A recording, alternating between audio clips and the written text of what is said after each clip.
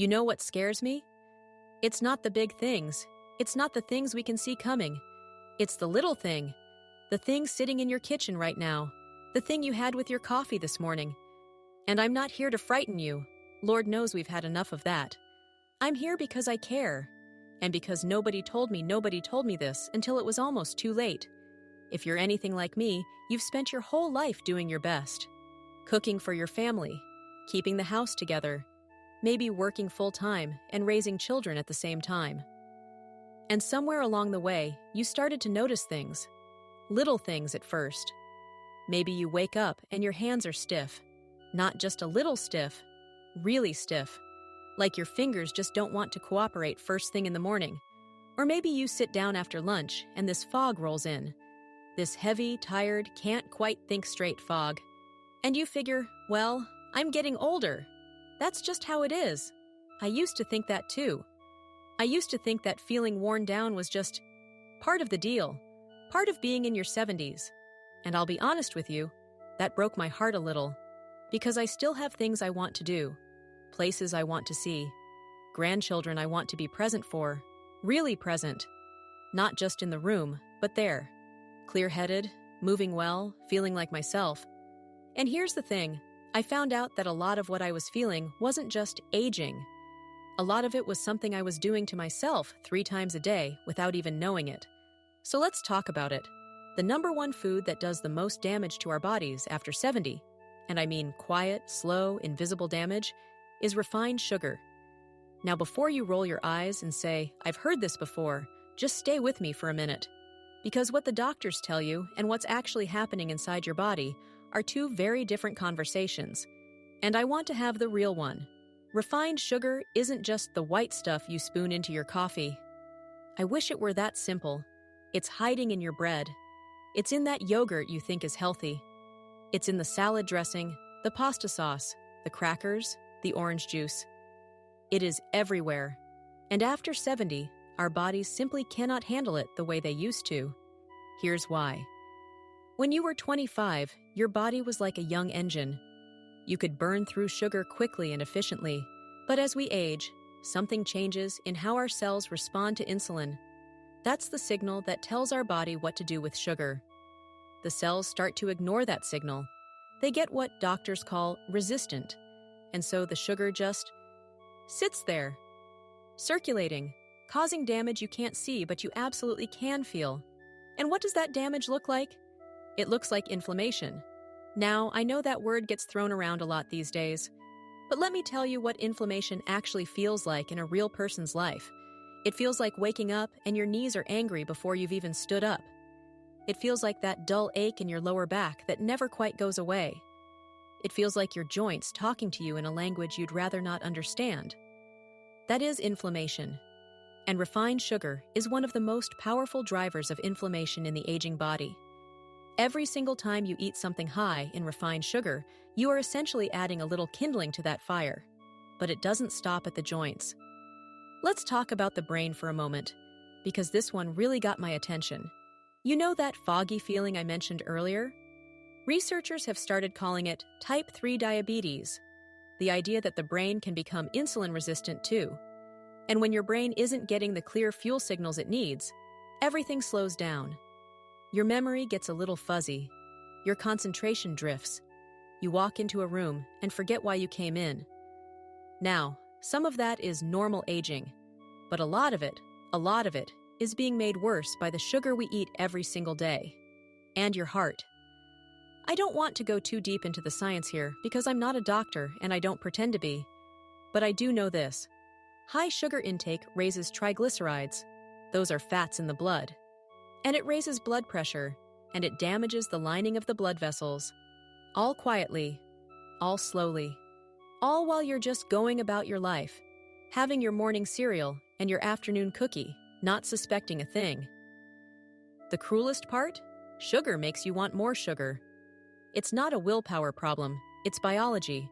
Sugar triggers dopamine, that feel-good chemical in the brain. And then it fades, and you feel a little worse, and you reach for something sweet again. It is a cycle, a slow, comfortable, dangerous cycle. I want to tell you about my neighbor, Margaret. Margaret is, Well, she was one of the most vibrant women I had ever met. Sharp as a tack, always had a project going, always had something on the stove. When I moved into the neighborhood, she was the first one at my door with a plate of lemon squares. And Lord, they were good. Margaret had a sweet tooth. That was just Margaret. Cookies with her morning coffee, a little dessert every night, sweet tea in the summer. "I've made it to 73, she used to say. "I've earned my sugar." And I'd laugh right along with her.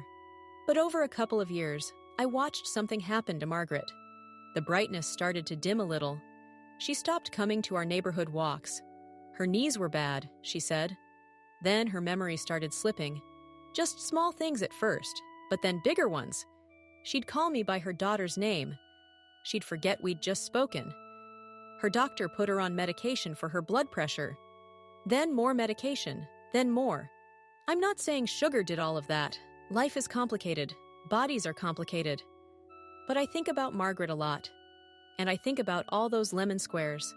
And I wonder, because nobody ever sat her down, nobody who loved her, and said, "Margaret, honey, this little thing you love, it might be hurting you in ways you can't see yet. I'm sitting down with you right now, and I'm saying it. Now listen to me carefully, because this is the part that actually matters. I am not telling you to never enjoy something sweet again for the rest of your life. That is not living. And anyone who tells you to cut out all joy from your plate, well, they've never actually tried to change a lifelong habit, have they? Here's what actually works. First, fruit, real fruit, whole fruit. A ripe peach in the summer, a handful of blueberries in the morning, a sliced apple with a little almond butter in the afternoon. The natural sugar in fruit comes packaged with fiber, and that fiber slows everything down. It tells your body, easy now, process this slowly. Your blood sugar stays even, your brain stays clear. And honestly, after a few weeks of eating this way, a ripe strawberry will taste like the most amazing thing you've ever put in your mouth. I promise you that. Second, if you need something sweet, try a small square of dark chocolate, 70% cacao or higher. It satisfies that craving, really satisfies it, and it actually has antioxidants that are good for your heart and your brain. I keep a little bar in my drawer, just a square, just enough. And third, and this one sounds simple, but it makes a world of difference. Read the labels. Just start reading them. Look for added sugars on the nutrition label. If something has more than 5 grams of added sugar per serving, put it back. You would be amazed at what sneaks in. The crackers, the soups, the so-called healthy granola bars. Once you see it, you can't unsee it. And that knowledge, that's power. You don't have to change everything overnight. You don't have to be perfect. Just start with one thing. Swap one sugary item this week for something better. That's it. One thing, and then another, and then another. I started this channel because I believe something deeply. I believe that getting older doesn't have to mean falling apart quietly. I believe that the information that can change your life, really change it, should be something a wise friend tells you over a cup of tea, not something you have to decode from a medical journal at midnight. You deserve to feel good. Not just okay, not just managing, good. Clear-headed and moving well, and waking up in the morning and thinking, today is a good day. I've still got things to do. I've still got people to love. I've still got life in me. And you do. I truly believe that. So if this conversation spoke to something in you today, if it made you think of a Margaret in your own life, or maybe made you think of yourself, please share it with someone you care about, because sometimes the most loving thing we can do for the people we cherish is hand them this kind of truth. And if you want to keep learning, keep taking care of yourself in these gentle, powerful ways. I've put together more videos just like this one, right up here or down below in the description. We talk about sleep, about movement, about the little things that add up to a beautiful, healthy later life. Come join me.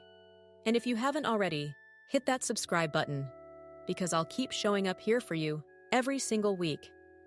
Take care of yourself, sweet friend. You're worth every bit of the effort. I'll see you in the next one. Most people over 70 eat this one food every single day, and it's silently driving inflammation, brain fog, joint pain, and heart strain in ways doctors rarely explain.